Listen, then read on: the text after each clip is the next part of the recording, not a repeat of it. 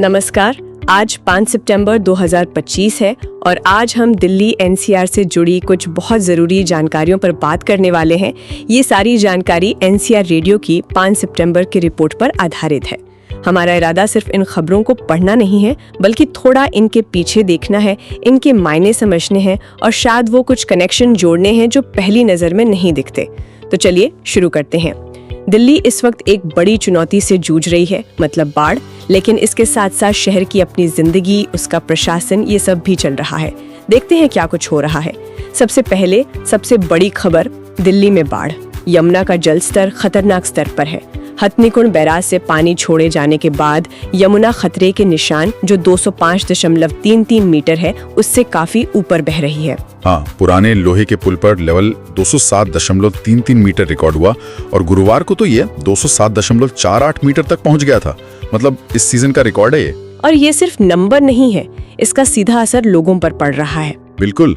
कालिंदी कुंज, civil lines का वो monastery market, Yamuna बाजार, ISBT कश्मीरी गेट, कई इलाके हैं जहां पानी भर गया है। यमुना बाजार की हालत तो बहुत ही खराब बताई जा रही है। हाँ, सुना है 4 से 10 फीट तक पानी है वहाँ।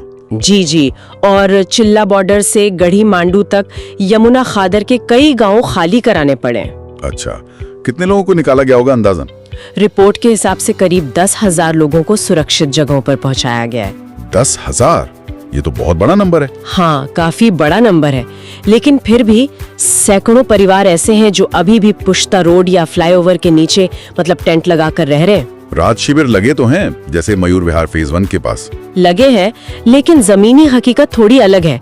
लोगों की शिकायतें हैं, खाने पीने की कमी है, राहत टीमें टाइम पर नहीं पहुंच पा रही और खासकर मवेशियों के डूबने की भी खबरें हैं। और जो टेंट लगे भी हैं, कहा जा रहा है कि वो बारिश से पूरी तरह बचा नहीं पा रहे। तो मतलब ये लॉजिस्टिक्स के लेवल पर एक बहुत बड़ी चुनौती है। और पानी का असर सिर्फ रिहायशी इलाकों तक ही नहीं है ना? नहीं, दिल्ली सचिवालय तक पानी पहुंच गया है। सोचिए, शहर का मेन एडमिनिस्ट्रेटिव सेंटर। हाँ, और कश्मीरी गेट बस अड्डा भी। जी, और यमुना बैंक मेट्रो स्टेशन का जो रास्ता है वो भी प्रभावित हुआ है, तो ट्रांसपोर्ट पर भी असर पड़ रहा है। बिल्कुल, और इसका असर शहर के दूसरे कामों पर भी दिख रहा होगा। हाँ, जैसे ट्रांसपोर्ट डिपार्टमेंट की बुराड़ी अथॉरिटी है, वहाँ पानी भरने से गाड़ियों की फिटनेस जांच रुक गई है। बड़ा प्रोजेक्ट है, बारापुला फेज 3 एलिवेटेड कॉरिडोर, उसका काम रुक गया है।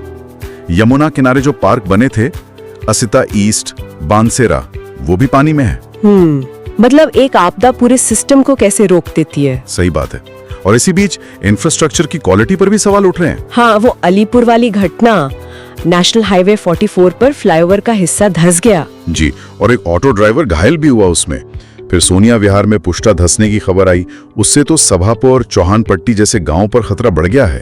और लोग कह रहे हैं कि पिछली बाढ़ के बाद मरम्मत ठीक से नहीं हुई थी। यही बात है। ये घटनाएं सिर्फ अभी की प्रॉब्लम नहीं दिखाती, बल्कि ये भी सवाल उठाती हैं कि क्या हमारा इंफ्रास्ट्रक्चर ऐसी सिचुएशन झेलने को तैयार है। और एक और प्रॉब्लम, यमुना में गिरने वाले नालों को बंद करने से सीवर ओवरफ्लो हो रहा है निचले इलाकों में, वो अलग परेशानी। इस मुश्किल सिचुएशन में पॉलिटिकल रिएक्शंस भी आ रहे हैं। पूर्व सीएम अरविंद केजरीवाल ने अपने कार्यकर्ताओं से कहा है कि राहत के काम में जुटें। हाँ, और ट्रैफिक पुलिस ने पुराना वजीराबाद पुल बंद कर दिया है, एडवाइजरी भी जारी की है। दूसरी तरफ आम आदमी पार्टी और कांग्रेस वो बीजेपी सरकार पर आरोप लगा रही है कि बाढ़ मैनेजमेंट ठीक से नहीं हुआ। और एक और बड़ा असर रेलवे पर पड़ा है, वो पुराने लोहे वाले पुल की वजह से। जी हाँ, रेलवे ब्रिज नंबर 249, उसकी हालत जर्जर है और सेफ्टी कारणों से उसे बंद करना पड़ा है। और इसका नतीजा, ट्रेनें बहुत प्रभावित हुई हैं। बहुत ज्यादा, 100 से ज्यादा ट्रेनें, 50 तो कैंसिल हो गई, 40 को डाइवर्ट करना पड़ा और कई शॉर्ट टर्मिनेट या शॉर्ट ओरिजिनेट हुई। सहारनपुर, शामली, गाजियाबाद जाने वाले हजारों पैसेंजर परेशान हैं। समझ आता है, मतलब एक पुराना पुल कैसे पूरे रीजन के ट्रांसपोर्ट की लाइफलाइन हो सकता है। बिल्कुल, उसका बंद होना पूरे नेटवर्क को हिला देता है। अच्छा, तो ये तो हुई बाढ़ की बात, जो कि बहुत गंभीर है, लेकिन इसके साथ साथ शहर के प्रशासन और इकोनॉमी में भी कुछ चल रहा है। हाँ, जैसे दिल्ली नगर निगम मतलब MCD, उसने प्रॉपर्टी टैक्स कलेक्शन में एक नया रिकॉर्ड बनाया है। अच्छा, कितना कलेक्शन हुआ? 31 अगस्त तक 2024 करोड़ रुपए। ये पिछले साल इसी टाइम तक के कलेक्शन से करीब 20% ज्यादा है।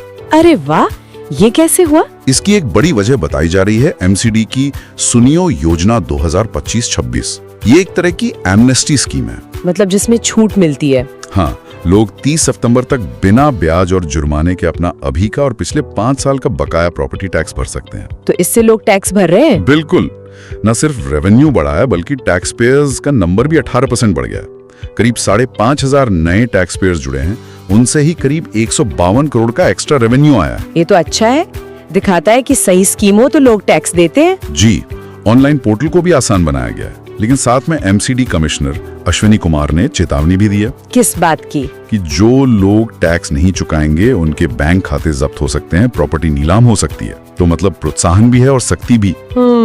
मिला जुला अप्रोच। अच्छा, इकोनॉमी से जुड़ी एक और बात है, जीएसटी को लेकर। हाँ, केंद्र सरकार ने जीएसटी में कुछ बदलाव किए हैं।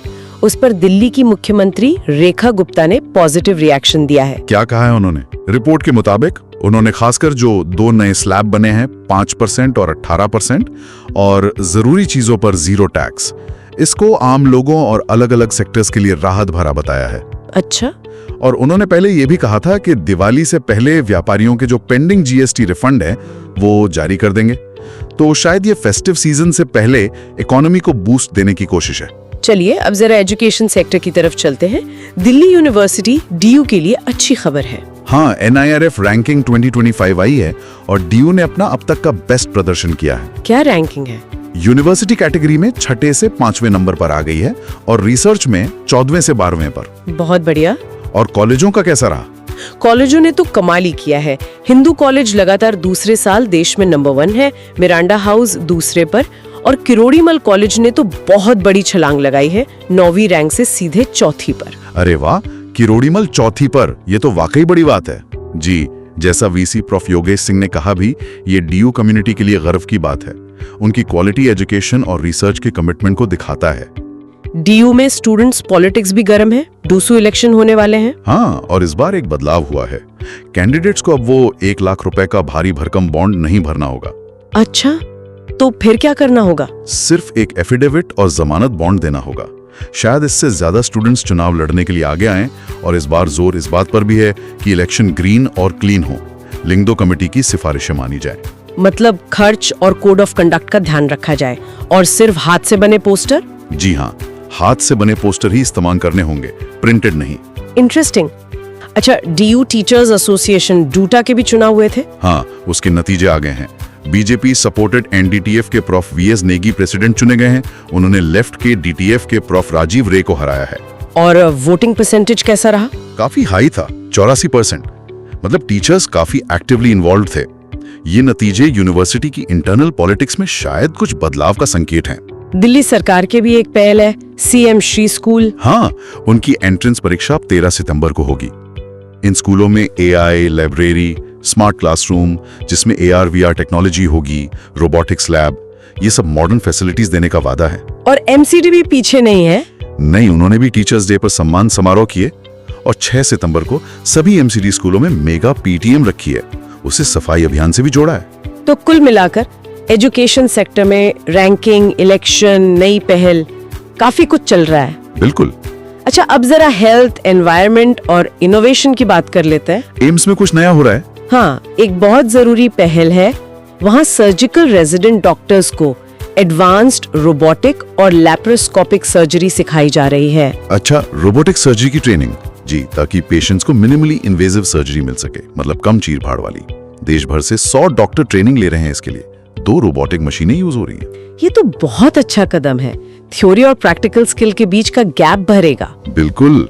और इसी तरह डॉक्टर राम मनोहर लोहिया मतलब RML हॉस्पिटल में भी नई थेरेपी आ रही है। वहाँ क्या नया है? एक तो ज्यादा पावरफुल रोबोटिक स्कैनिंग लेजर आ रहा है 20 वॉट का, और पहली बार डीप ऑसिलेशन थेरेपी शुरू हो रही है। ये वाइब्रेशन से सूजन कम करती है। ये सब वर्ल्ड फिजियोथेरेपी डे के मौके पर हो रहा है। तो सरकारी अस्पतालों में भी मॉडर्न तकनीकें आ रही हैं, ये अच्छी बात है। लेकिन हेल्थ से जुड़ी एक बहुत चिंताजनक खबर भी है। हाँ, वो बोस इंस्टीट्यूट कोलकाता की स्टडी। क्या कहती है वो स्टडी? वो ये कि दिल्ली की हवा में खतरनाक बैक्टीरिया बहुत ज्यादा मात्रा में है, और दिल्ली जैसे शहरी इलाकों में इनकी मात्रा ग्रामीण इलाकों से 2 गुनी है। 2 गुनी? ये तो बहुत सीरियस बात है। हाँ, वाकई गंभीर है। और शायद ये बाढ़ के जो दिखने वाले संकट हैं, उनके बीच एक न दिखने वाला खतरा है। ये बैक्टीरिया PM 2.5 पार्टिकल्स के साथ हमारी सांस में जाते हैं। और क्या बीमारियां कर सकते हैं? फेफड़ों की, पेट की, स्किन की, मुंह की, कई तरह की गंभीर बीमारियां जैसे अस्थमा, ब्रोंकाइटिस, गैस्ट्रोइंटेस्टाइनल इन्फेक्शन, मसूड़ों की प्रॉब्लम, स्किन डिसीज। और ये कब ज्यादा एक्टिव होते हैं? स्टडी कहती है कि सर्दियों में जब हवा कम चलती है और नमी ज्यादा होती है, और मौसम बदलने पर भी, खासकर जब धुंध हो या हल्की बारिश, तब इनका असर बढ़ जाता है। तो इसका हल क्या है? साइंटिस्ट ने जोर दिया है पोल्यूशन कंट्रोल करना होगा, सफाई बेहतर करनी होगी और लोगों को जागरूक करना होगा। यह हमें याद दिलाता है कि दिल्ली का हेल्थ क्राइसिस सिर्फ बाढ़ के पानी तक नहीं है, हवा की क्वालिटी भी बहुत बड़ी चुनौती है। बिल्कुल। इस चिंताजनक खबर के बीच एयरपोर्ट से एक अच्छी खबर आई। हाँ, वो CISF के सब इंस्पेक्टर वीरेंद्र सिंह वाली। जी, उन्होंने टर्मिनल 1 पर एक पैसेंजर अचानक बेहोश हो गए तो तुरंत CPR देकर उनकी जान बचा ली। ये सच में काबिले तारीफ है, क्विक एक्शन और इंसानियत की मिसाल। चलिए, अब शहर में क्राइम, लॉ और जस्टिस से जुड़ी कुछ खबरों पर आते हैं। दिल्ली पुलिस की क्राइम ब्रांच ने एक बड़ा केस सॉल्व किया है। हाँ, वो जंगपुरा वाला। मई 2024 में डॉक्टर योगेश चंद्र पॉल की हत्या और लूटपाट हुई थी। उसके मास्टरमाइंड पकड़े गए हैं। जी, प्रेम बहादुर नेपाली और उसका साथी पंकज नरजारी। पुलिस ने करीब 3000 किलोमीटर पीछा किया इनका और फिर भारत नेपाल बॉर्डर से गिरफ्तार किया। 3000 किलोमीटर, ये तो काफी बड़ा ऑपरेशन रहा होगा। हाँ, और ये गिरफ्तारी इसलिए भी अहम है क्योंकि एक ऐसे गैंग का पर्दाफाश करती है जो घरों में मेड भेजकर पहले रेकी करवाते थे, फिर वारदात करते थे। दोनों पर 50-50 हजार का इनाम भी था। उम्मीद है इससे इस तरह के क्राइम कुछ कम होंगे। एक और गैंग पकड़ा गया है जो मोबाइल टावर से कुछ चुराते थे। हाँ, रिमोट रेडियो यूनिट मतलब RRU, ये मोबाइल टावर का एक महंगा पार्ट होता है। इस गैंग के 3 लोग गिरफ्तार हुए हैं। इनमें एक तो टावर लगाने वाला कॉन्ट्रैक्टर ही शामिल है। अच्छा। और इनसे काफी RRU बरामद भी हुए हैं। हाँ। 30 RRU, इनकी कीमत लाखों में होती है। और दिलचस्प बात यह है कि रिपोर्ट के मुताबिक ये चोरी का सामान हांगकांग और फिर चीन भेजा जाता था। मतलब इंटरनेशनल कनेक्शन? जी, ये दिखाता है कि कैसे लोकल क्राइम के तार इंटरनेशनल नेटवर्क से जुड़े हो सकते हैं। ये सिर्फ चोरी नहीं, एक ऑर्गेनाइज्ड रैकेट है जो कम्युनिकेशन इंफ्रास्ट्रक्चर को टारगेट कर रहा है। इसके अलावा पुलिस ने स्नैचेस के खिलाफ भी एक्शन लिया है। हाँ, कुछ गिरफ्तारियां हुई हैं, मोबाइल फोन वगैरह बरामद हुए हैं और एक पुराना केस भी है, 2004 का मर्डर केस। उसका भगोड़ा आरोपी नरेंद्र कुमार बब्बर उर्फ डैडी, जो हाल में पकड़ा गया था, उसे हाईकोर्ट ने बेल देने से मना कर दिया है। अच्छा। कुछ पर्सनल क्राइम की खबरें भी हैं। हाँ, जैसे किशनगढ़ में एक पायलट पर आरोप है कि उसने हिडन स्पाई कैमरा से एक महिला का आपत्तिजनक वीडियो बनाया। उसे गिरफ्तार कर लिया गया है। स्पाई कैमरा, लाइटर जैसा? हाँ, रिपोर्ट में यही बताया गया है। और एक और हैरान करने वाला मामला है। एक आदमी ने अपनी मंगेतर के ही 1.5 करोड़ के गहने और सोने की ईंट चुरा ली। अपनी मंगेतर के? जी, सोने की ईंट को नकली से बदल दिया। बाद में जुर्म कबूल करके फरार हो गया था। उसे गाजियाबाद से गिरफ्तार किया गया। उसने उस चोरी के सोने से देहरादून में प्रॉपर्टी वगैरह खरीद ली थी। ये तो भरोसे का कत्ल है और टेक्नोलॉजी का गलत इस्तेमाल भी। बिल्कुल। कानूनी मोर्चे पर भी कुछ अपडेट्स हैं? जी, दिल्ली हाई कोर्ट का एक फैसला आया है मेंटेनेंस को लेकर। हाँ, एक सीनियर सिटीजन वाइफ का गुजारा भत्ता बढ़ाया गया है। पति की इनकम बढ़ गई थी रिटायरमेंट के बाद और महंगाई भी बढ़ रही है, तो कोर्ट ने भत्ता 10,000 से बढ़ाकर 14,000 रुपए प्रति माह कर दिया है। ये बढ़ती उम्र में फाइनेंशियल सिक्योरिटी के लिए जरूरी फैसला है। जी, दूसरी तरफ दिल्ली एक्साइज पॉलिसी केस में पूर्व CM अरविंद केजरीवाल और पूर्व डिप्टी CM मनीष सिसोदिया को कोर्ट में पेशी से छूट मिली। क्यों? क्योंकि वो पंजाब में बाढ़ राहत के कामों में बिजी थे। अब अगली सुनवाई 29 अक्टूबर को है। और वकीलों की हड़ताल की भी खबर है। हाँ, दिल्ली की डिस्ट्रिक्ट कोर्ट्स के वकील 8 सितंबर को हड़ताल पर रहेंगे। वो पुलिस थानों में ऑडियो वीडियो रिकॉर्डिंग के जरिए गवाहों से पूछताछ के नोटिफिकेशन का विरोध कर रहे हैं। उनका कहना है कि ये गृह मंत्री के आश्वासन के खिलाफ है। तो ये वकीलों और पुलिस के बीच एक तरह का टकराव है। जी, और एक और खबर, social democratic party of India SDPI के नेशनल प्रेसिडेंट MK फैजी की bail application money laundering case में खारिज हो गई है। तो क्राइम और लॉ के फ्रंट पर काफी एक्शन है। पुलिस की कार्रवाई, पुराने केस, नए रैकेट, कानूनी विवाद। हाँ, सब एक साथ चल रहा है। अब आखिर में कुछ पॉलिटिकल और दूसरी हेडलाइंस देख लेते हैं।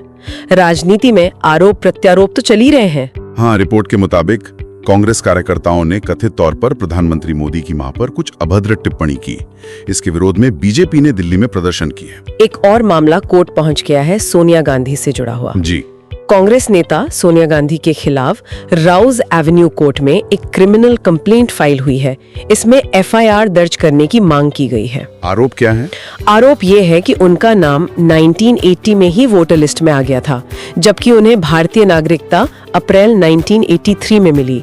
याचिकाकर्ता का कहना है कि ये जाली दस्तावेजों के आधार पर हुआ होगा। कोर्ट इस पर 10 सितंबर को सुनवाई करेगा। ठीक है, यहाँ ये साफ कर दें कि ये सिर्फ एक शिकायत और आरोप हैं, हम किसी नतीजे पर नहीं पहुंच रहे। बिल्कुल, ये कोर्ट का मामला है। इन सब राजनीतिक और कानूनी खबरों के बीच स्पोर्ट्स से एक बहुत अच्छी इंस्पायरिंग खबर है। हाँ, वो 7 साल की बच्ची वानिया शर्मा। जी, मलेशिया में एशिया पैसिफिक योगा चैंपियनशिप हुई और वानिया ने 3 गोल्ड मेडल जीते हैं। कमाल है, 7 साल की उम्र में 3 गोल्ड। किन इवेंट्स में? ट्रेडिशनल योगा, आर्टिस्टिक सोलो और आर्टिस्टिक पेयर, तीनों में। ये तो अद्भुत है। रिपोर्ट में लिखा है कि उनका सपना ओलंपिक में भारत के लिए गोल्ड जीतना है। इतनी छोटी उम्र में ऐसी उपलब्धि और ऐसा जज्बा वाकई प्रेरणा देता है। सच में। और आखिर में मौसम।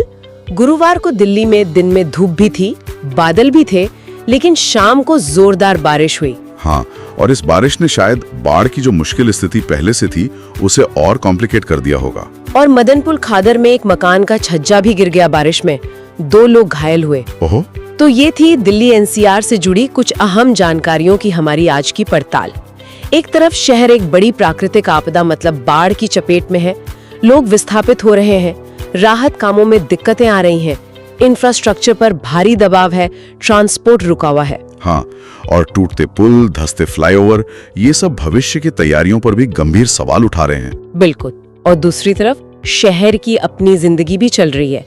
एडमिनिस्ट्रेशन टैक्स कलेक्शन का रिकॉर्ड बना रहा है। एजुकेशनल इंस्टीट्यूशंस रैंकिंग में ऊपर जा रहे हैं, अस्पतालों में नई टेक्नोलॉजी आ रही है, इलेक्शन हो रहे हैं। साथ ही क्राइम की दुनिया भी एक्टिव है, पुलिस भी एक्शन में है और पॉलिटिको लीगल मामले भी चल रहे हैं। और इन सब के ऊपर हवा में वो न दिखने वाली बैक्टीरिया का खतरा मंडरा रहा है जो बाढ़ के दिखने वाले संकट से कम गंभीर नहीं है। तो जब हम इन सब अलग अलग चीजों को एक साथ देखते हैं, बाढ़, प्रशासन, शिक्षा, स्वास्थ्य, अपराध, राजनीति, पर्यावरण, तो सवाल ये उठता है कि ये शहर जो एक ही वक्त में इतनी अलग अलग बल्कि कई बार विपरीत चुनौतियों का सामना कर रहा है, क्या इसका पूरा सिस्टम, इसका ढांचा, इसकी व्यवस्थाएं और शायद हम सब लोग भी भविष्य में आने वाली ऐसी ही कॉम्प्लेक्स, एक दूसरे से जुड़ी हुई आपदाओं और संकटों का सामना करने के लिए सच में तैयार हैं? ये एक बड़ा सवाल है जो शायद आज की इन सारी बातों से निकल कर आता है। हाँ, क्योंकि शहर सिर्फ इमारतें और सड़कें नहीं होता, ये एक बहुत कॉम्प्लेक्स इकोसिस्टम है। क्या हम इसके हर हिस्से को, नदी, हवा, इंफ्रास्ट्रक्चर, सोशल सिस्टम, सबको इतना मजबूत बना पा रहे हैं कि वो ऐसे झटके झेल सके? ये सोचने वाली बात है।